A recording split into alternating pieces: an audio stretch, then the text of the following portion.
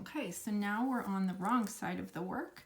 So my master color is the blue, and that is my little pearl bumps here. And then my contrast color are these really defined, let's see if I can do this here, defined knit stitches here.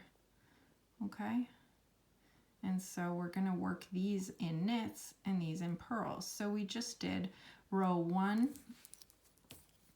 1A where we did bark rows with the blue, and then 1B where we did burp rows with the contrast color.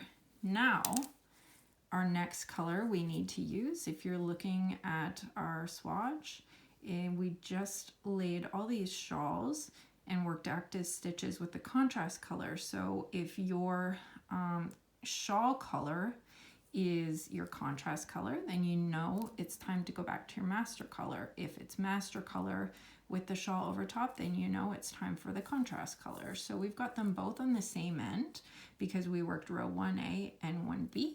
Now we're going to go to row 2A. And so that is with my master color. So I'm going to work a knit stitch with my selve edge here. That's the knit one in your pattern. And now our active stitch here that needs to be either knit or purled is presenting as a purl stitch or a burp. So what we want to do is do a burp on this row.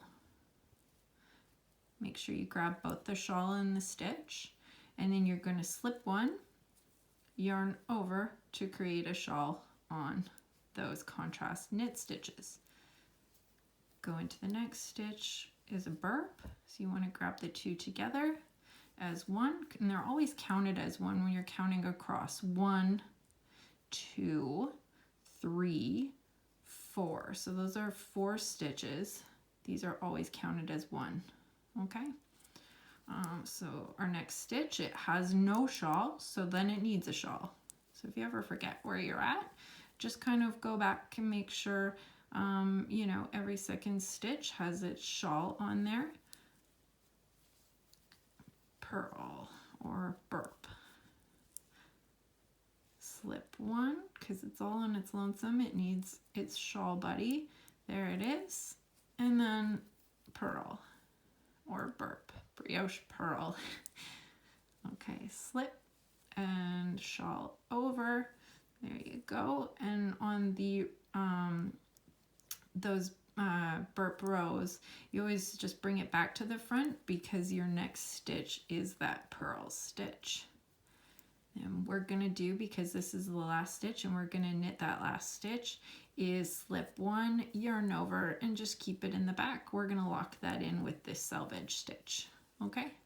And so now, well, I'll be right back in the next video, and we're going to finish row 2B. So I have to slide my work over.